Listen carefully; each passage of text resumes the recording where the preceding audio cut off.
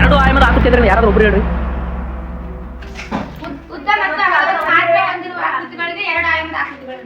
Okay good.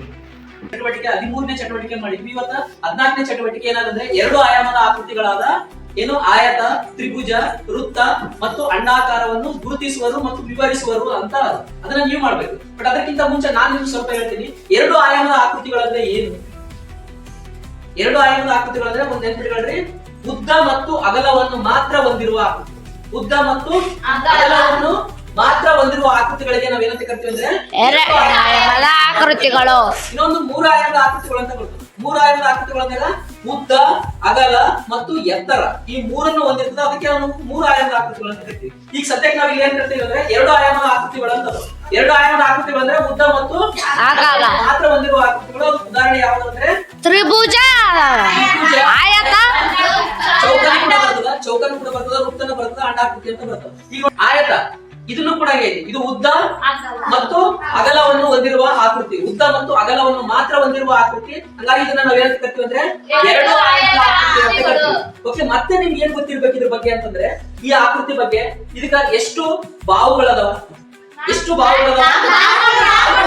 ಈ ಕಡೆ ಒಂದು ಬಾಹು, ಈ ಕಡೆ ಒಂದು ಬಾಹು, ಇಲ್ಲಿ ಬೇರೆ ಒಂದು ಬಾಹು, ಕೆಳಗಡೆ ಒಂದು ಬಾಹು, ಒಟ್ಟು 4 ಬಾಹುಗಳದಾವ. ಎಷ್ಟು ಶೃಂಗಗಳದಾವ? ಎಷ್ಟು ಶೃಂಗಗಳದಾವ? 4 ಶೃಂಗಗಳದಾವ. ಇಲ್ಲೊಂದು ಶೃಂಗ, ಇಲ್ಲೊಂದು ಶೃಂಗ, ಇಲ್ಲೊಂದು ಶೃಂಗ, ಇಲ್ಲೊಂದು ಶೃಂಗ, ಒಟ್ಟು 4 ಶೃಂಗ, 4 ಬಾಹುಗಳು. ಆಮೇಲೆ 4 ಕೋನಗಳನ್ನು ಕೂಡ ಹೊಂದಿದೆ. ಕೋನ ಇಲ್ಲಿ 4 ಕೋನಗಳನ್ನು ಹೊಂದಿದೆ.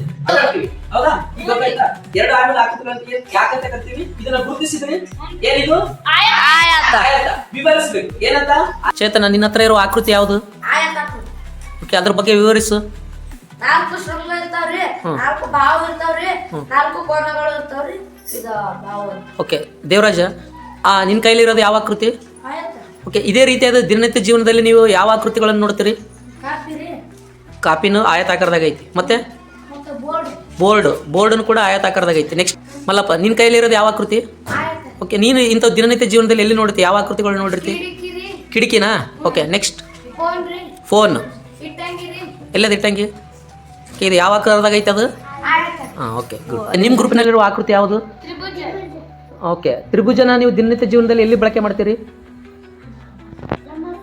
ಹಾಂ, ಓಕೆ ನೆಕ್ಸ್ಟ್ ರೇವತ್. ಫಿಕ್ಸ್. ಮತ್ತೆ ಟ್ರಾಫಿಕ್ ಸಿಗ್ನಲ್ಗಳಲ್ಲಿ ಬಳಸುವ ಸಂಕೇತಗಳು. Okay good. ಇವನ್ನ ನೀವು ದಿನನಿತ್ಯ ಜೀವನದಲ್ಲಿ ಈ ಆಕೃತಿಗಳನ್ನು ನೋಡ್ತೀರಿ. ಓಕೆ, ನಿನ್ನ ಹತ್ರ ಇರೋದು ಆಕೃತಿ ಯಾವುದು? ವೃತ್ತ ರೀ, ವೃತ್ತ. ಓಕೆ, ವೃತ್ತದ ಬಗ್ಗೆ ವಿವರಣೆ ಕೊಡವ. ಶೃಂಗ ಇರುವುದಿಲ್ಲ ರೀ, ಬಾವು ಇರೋದಿಲ್ಲ ರೀ, ಕೋನ ಇರುವುದಿಲ್ಲ. ಇದು ಒಂದಿರೋದ್ರಿ ಯಾವುದು? ಓಕೆ, ಯಾವುದೇ ಶೃಂಗ, ಬಾವು ಮತ್ತು ಕೋನಗಳನ್ನು ಹೊಂದಿರೋದಿಲ್ಲ. ಓಕೆ, ಅಂಥವು ನೀವು ದಿನನಿತ್ಯ ಜೀವನದಲ್ಲಿ ಎಲ್ಲಿ ಬಳಕೆ ಮಾಡ್ತೀರಿ? ಪ್ಲೇಟ್ ರೀ, ಹಾಂ, ಬ್ಯಾಂಗಲ್ ರೀ, ಹಾಂ. ಗೋಡೆ ಗಡಿಯಾರ. ಗೋಡೆ ಗಡಿಯಾರನು ಕೂಡ ಯಾವ ಆಕೃತಿಯಾಗ ಐತೆ ಅದು? ವೃತ್ತ. ವೃತ್ತಾಕೃತಿಯಾಗ ಐತಿ. ಹಾಂ, ಓಕೆ ನೆಕ್ಸ್ಟ್ ನಿಮ್ಮ ಟೀಮ್, ನಿಮ್ಮ ಹತ್ರ ಇರೋದು ಯಾವ ಆಕೃತಿಯಾಗ ಐತಿ? ಚೌಕ ರೀ. ಚೌಕ. ಓಕೆ, ಚೌಕದ ಬಗ್ಗೆ ವಿವರಣೆ ಕೊಡ್ರಿ. 4 ಬಾಹುಗಳು, 4 ಶೃಂಗಗಳು, 4 ಕೋನಗಳು ಹೊಂದಿರ್ತದ್ರಿ. ಹಾಂ, ಓಕೆ, ಇಂಥ ದಿನನಿತ್ಯ ಜೀವನದಾಗ ನೀವು ಎಲ್ಲಿ ನೋಡ್ತೀರಿ? ಚೆಸ್ ರೀ, ಚೆಸ್ ಬೋರ್ಡ್, ಟೈಲ್ಸ್, ಮತ್ತೆ ಕ್ಯಾರಮ್ ಬೋರ್ಡ್, ಮತ್ತೆ ಎಲ್ಲಿ ನೋಡಿರ್ತೀರಿ? ಡೈರಿ ಮಿಲ್ಕ್ ಪೀಸ್ಗಳಲ್ಲಿ ಕೂಡ. ಓಕೆ, ನೆಕ್ಸ್ಟ್ ನಿನ್ನ ಕಡೆ ಇರೋದು ಯಾವ ಆಕೃತಿ ಅದು? ಅಂಡಾಕೃತಿ ರೀ. ಓಕೆ, ಅಂಡಾಕೃತಿ ಬಗ್ಗೆ ವಿವರಣೆ ಕೊಡ್ರಿ. ಕೋನಗಳು, ಶೃಂಗಗಳು, ಬಾಹುಗಳು ಇವು ಯಾವುದೇ ಹೊಂದಿರೋದಿಲ್ಲ ರೀ ಅಂಡಾಕೃತಿ. ಅಂಡಾಕೃತಿ ಹೊಂದಿರೋದಿಲ್ಲ. ಓಕೆ, ಇವಾಗ ಉದಾಹರಣೆ ಅಂತಂದ್ರೆ ದಿನನಿತ್ಯ ಜೀವನದಲ್ಲಿ ನಾವು ಬಳಕೆ ಮಾಡೋಂಥದ್ದು ಯಾವುವು? ಮಾವಿನ ಹಣ್ಣು, ಚೆರ್ರಿ, ಅವೆಲ್ಲ ಅಂಡಾಕೃತಿಯಾಗಿ ಇರ್ತಾವೆ. ಓಕೆ, ಇವಿಷ್ಟೆಲ್ಲ ನೀವೇನು ನೋಡಿದ್ರಲ್ಲ, ಇವೆಲ್ಲ ಯಾವ ಆಕೃತಿಗಳು? ಅವೆಲ್ಲ ಎರಡು ಆಯಾಮದ ಎರಡು ಆಯಾಮದ ಆಕೃತಿ ಅಂದ್ರೆ ಯಾರಾದ್ರೂ ಒಬ್ರು ಹೇಳ್ರಿ.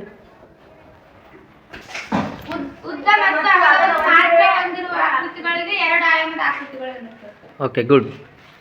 ಕೆಲವೊಂದು ಆಕೃತಿಗಳನ್ನು ಕೊಟ್ಟಿದ್ದೆ ನಿಮ್ಗೆ, ಅವನ್ನ ಗುರುತಿಸಿ ಅದರ ಬಗ್ಗೆ ವಿವರಣೆ ಮಾಡಿದ್ರಿ. ಈಗ ಎರಡನೇ ಚಟುವಟಿಕೆ ಏನಂದ್ರೆ ಇಲ್ಲಿ ಬೋರ್ಡ್ ಮೇಲೆ ಕೆಲವೊಂದು ವಸ್ತುಗಳನ್ನ ಬರೆದಿದ್ದೀನಿ, ಆಮೇಲೆ ಕೆಲವೊಂದು ಆಕೃತಿಗಳನ್ನ ಬರೆದಿದ್ದೀನಿ. ಅದನ್ನ ಏನ್ ಮಾಡ್ಬೇಕಂದ್ರೆ ನೀವು ಸರಿಯಾಗಿ ಹೊಂದಿಸಿ ಬರಿಬೇಕು. ಓಕೆ, ನೆಕ್ಸ್ಟ್ ಗಡಿಯಾರ ಯಾವ ಆಕೃತಿ ಆಗೈತಿ? ಹೊಟ್ಟೆ ಯಾವ ಆಕಾರ ಆಗೈತಿ? ಅಂಡಾಕಾರ. ಓಕೆ, ನೆಕ್ಸ್ಟ್ ಸಮೋಸ ಯಾವ ಆಕಾರದಾಗ ಐತಿ? ತ್ರಿಭುಜ ಆಕಾರದ. ಗುಡ್.